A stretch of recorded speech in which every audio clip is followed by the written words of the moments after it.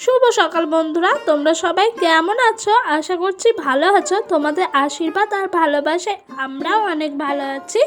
তো একটা নতুন সকালের সাথে একটা নতুন ভিডিওর সাথে তোমাদের সবাইকে স্বাগত জানাচ্ছি। তো আজকে সকালে উঠে পড়েছি অনেকক্ষণ। দেখো ওয়েদারটা কি সুন্দর লাগছে, তাই না? তো এই দেখো এদিক দিয়ে সূর্যের আলোর যে ছটাটা আসে সেটাও আসছে, দেখেছো কি সুন্দর আজকের সকালটা। সত্যি আজ খুবই সুন্দর। আজকে উঠেছি অনেক সকাল সকাল, তোমার তখন বাজে প্রায় 5টা। তো বিছানা থেকে উঠেছি 6:30 পৌনে 7টার সময়।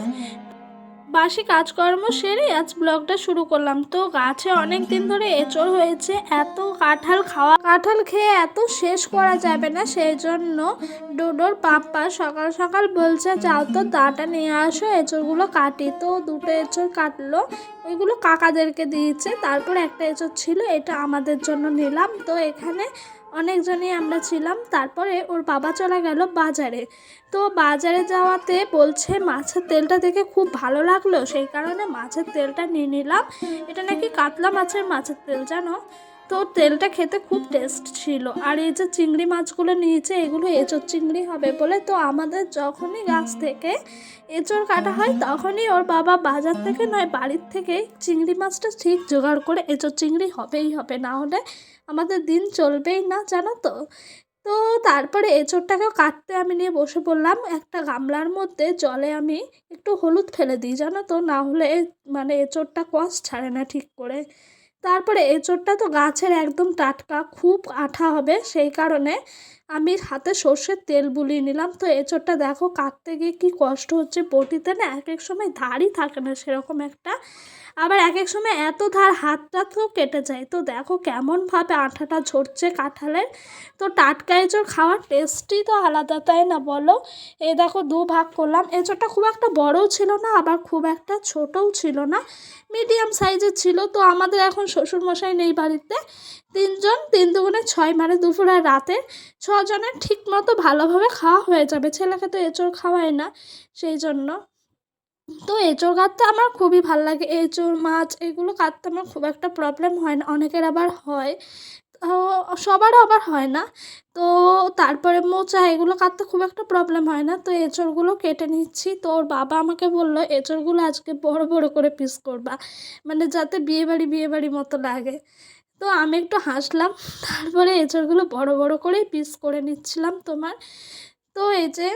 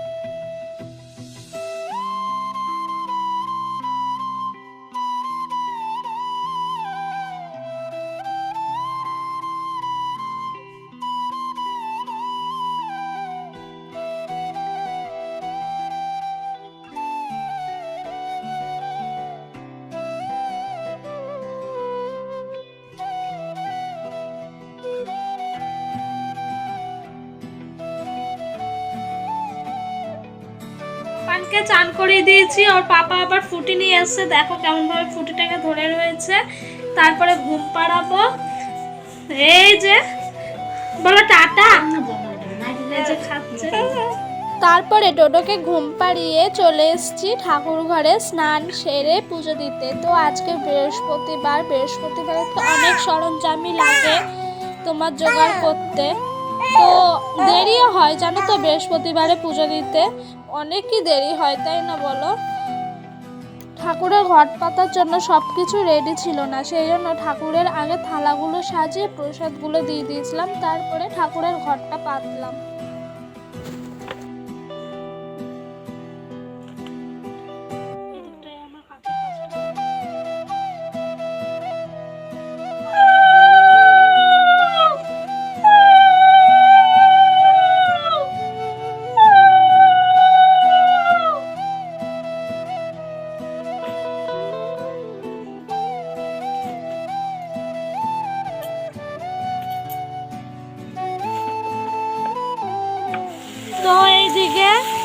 এঁচোড়া আলুটা একসঙ্গে কষিয়ে নেওয়া হচ্ছে, তারপরে মানে মশলা দিয়ে আরেকবার কষানো হবে।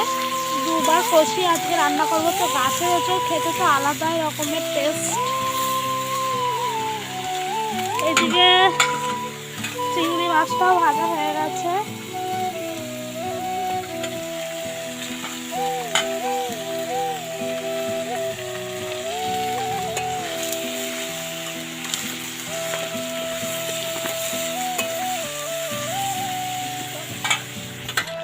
তো এদিকে এঁচোড় চিংড়িটা ফুটেই এসছে, এই দেখো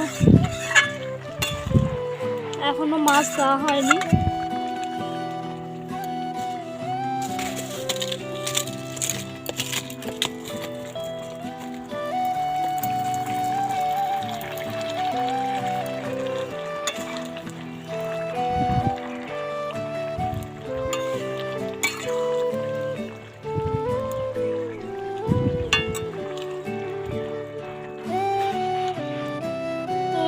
আজকে দুপুরের খাবার এই যে কলমি শাক ভাজা, সকালকার পটলের খোসা বাটা আছে, আর এই যে এখানে মাছের তেল কালারটা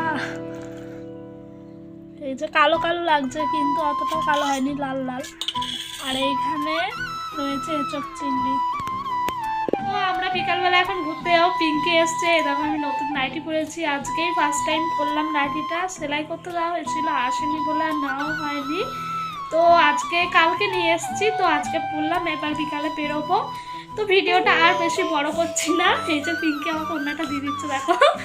ভিডিওটা আর বেশি বড় করছি না, এখানে শেষ করে দিচ্ছি। ভিডিওটা যদি ভালো লাগে লাইক কমেন্ট শেয়ার করো, আর সাবস্ক্রাইব করে পাশে থাকা বেল বাটনটা প্রেস করে দিও। তো বাই, দেখা হবে নেক্সট ব্লগ ভিডিওতে।